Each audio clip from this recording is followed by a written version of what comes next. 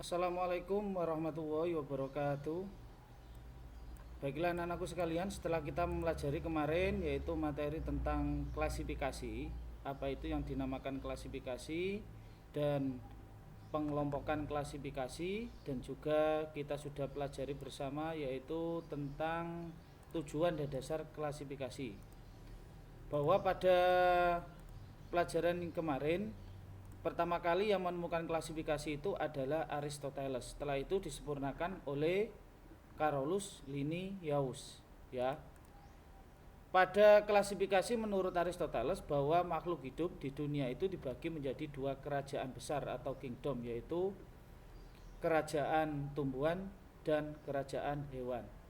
Seiringnya berjalannya waktu, setelah Aristoteles menemukan dasar klasifikasi ini disempurnakan lagi oleh Carolus Linnaeus, yaitu pada tahun 1735, ya, bahwa dia menemukan ada selain kerajaan tumbuhan atau plantae sama hewan, yaitu dibagi atau dikenal dengan klasifikasi 5 kingdom atau 5 kerajaan besar. Baik, kita lanjutkan. Untuk ilmu yang mempelajari tentang pengelompokan makhluk itu dinamakan ilmu taksonomi, ya.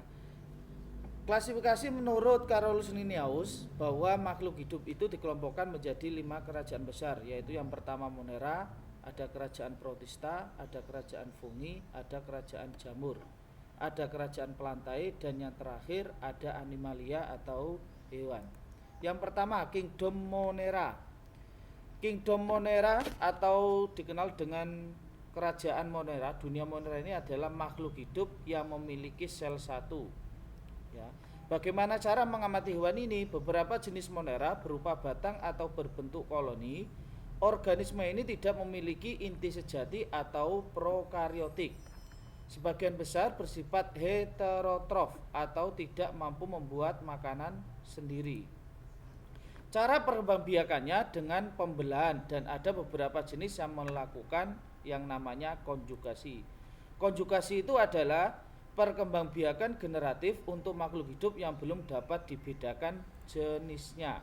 Nah, contoh dalam kerajaan atau kingdom Monera ini atau dikenal makhluk hidup yang bersel satu menurut Linnaeus ini adalah kelompok bakteri dan ganggang hijau. Mungkin kalian banyak sekali mengenal di buku paket yang sudah kalian baca. Contoh bakteri ini adalah Rhizobium. Nah, ini bentuk-bentuknya. Ini Kingdom Monera. Berikutnya yang kedua ada namanya Kingdom Protista atau kelompok kerajaan Protista.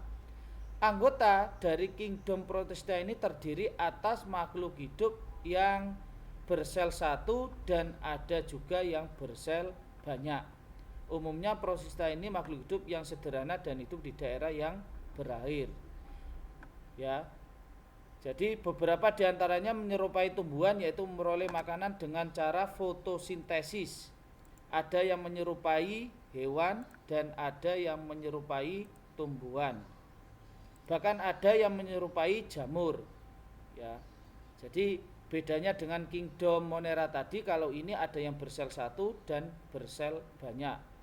Jadi ada yang menyerupai tumbuhan, yaitu memperoleh makanan dengan cara fotosintesis, ada yang menyerupai hewan Protista itu, dan ada juga yang menyerupai jamur, yaitu memperoleh makanan dengan memakan organisme lain. Yang nomor 3, Kingdom Protista. Ini bisa kalian lihat gambar di layar ini. Ada 3 kelompok Protista yang umumnya dikenal, yaitu bersel tunggal. Ini mirip hewan, contohnya Paramecium. Yang kedua mirip jamur, contohnya adalah jamur lendir. Dan yang ketiga adalah mirip tumbuhan, contohnya Euglena. Jadi Kingdom Protista itu adalah makhluk hidup yang bersel satu atau dinamakan uniseluler. Atau ada juga yang bersel banyak dinamakan multiseluler. Yang memiliki membran inti atau eukariotik. Protista ini dibagi ada beberapa macam. Contohnya di sini ada filumnya Rhizopoda, ya. ada filmnya Rhizopoda, ada Flagellata, ada Ciliata. Ya, ini bisa kalian baca di buku kalian. Berikutnya yang nomor 3 ada kelompok kingdom fungi. Fungi ini namanya kelompok jamur. Ya. Fungi ini tergolong makhluk hidup bersel satu maupun bersel banyak dan bersifat heterotrof. Ingat, fungi atau jamur itu tidak bisa membuat makanan sendiri. Kenapa? Karena tidak memiliki zat hijau daun atau namanya klorofil. Ya.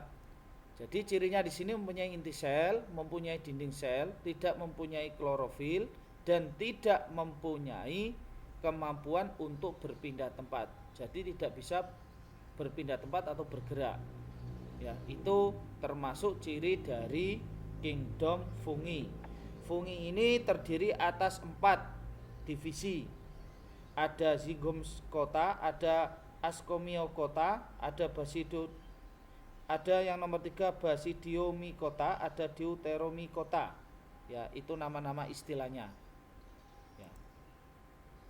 Ini contohnya Kingdom protista, 3 kelompok protista yang umum dikenal dalam fungi. Ya, ini.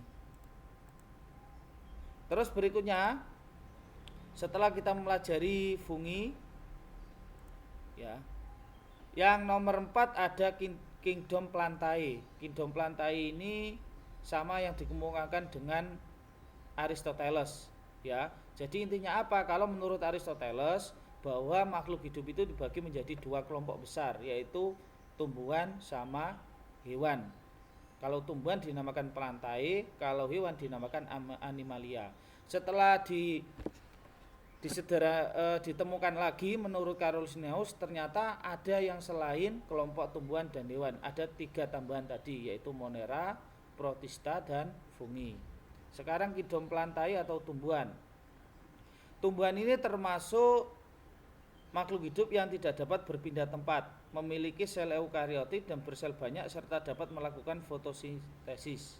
Ya, jadi tumbuhan itu biasanya tidak dapat berpindah tempat sehingga disebut sebagai organisme autotrof. Jadi tumbuhan ini termasuk organisme yang mampu membuat makanan sendiri. Kenapa? Karena mempunyai yang namanya zat klorofil. Merupakan organisme multiseluler, bersel banyak dan eukariotik, memiliki membran inti. Dapat melakukan fotosintesis sehingga tumbuhan bersifat autotrof. Autotrof tadi bisa membuat makanan sendiri. Sel-sel tumbuhan multiseluler, membentuk jaringan dan organ, memiliki banyak sel multi itu. Berikutnya cirinya, sel tumbuhan mempunyai dinding sel. Kalau mempunyai dinding sel berarti bentuknya kaku, berkembang biak dengan cara seksual dan aseksual, dan yang terakhir tidak dapat berpindah tempat. Sebagian besar tumbuhan juga memiliki jaringan yang sudah terorganisasi. Kingdom Plantae ini atau tumbuhan dibagi menjadi 3. Ya, ada tumbuhan lumut, yang kedua tumbuhan paku-pakuan, dan yang ketiga ada tumbuhan biji. Kalau tumbuhan lumut ini dinamakan tumbuhan tak berpembulu atau tidak memiliki pembulu angkut dan yang namanya xilem dan phloem. Ya. Sedangkan paku-pakuan ini bukan. Ya, jadi berbedanya apa lumut sama tumbuhan biji? Yang satu berpembulu, yang satu tidak berpembulu. Yang pertama, kita mulai Kingdom Plantae untuk tumbuhan lumut. Ciri-ciri tumbuhan lumut. Tumbuhan lumut memiliki 5 macam ciri. Di antaranya memiliki bentuk menyerupai akar, disebut rhizoid, batang dan daun, tetapi bukan akar batang dan daun sejati. Yang kedua, tidak ditemukan adanya jaringan pembuluh pada alat tubuhnya atau pengangkut air dan garam. Yang ketiga, habitatnya di tempat lembab atau basah, lumut itu. Yang keempat, tubuhnya berukuran 0,5 cm sampai 15 cm. Yang nomor 5, daur hidupnya mengalami pergiliran keturunan antara fase kawin, gametofit, dan tak kawin, sporofit, disebut metagenesis. Ini ciri-ciri tumbuhan lumut. Ya. Nah, ini contohnya, ada 2 macam ini di gambar ini bisa kalian amati. Ada lumut hati dan ada lumut gambut. Yang kedua, tumbuhan paku. Paku merupakan kelompok tumbuhan berpembulu karena golongan tumbuhan paku mempunyai pembuluh kayu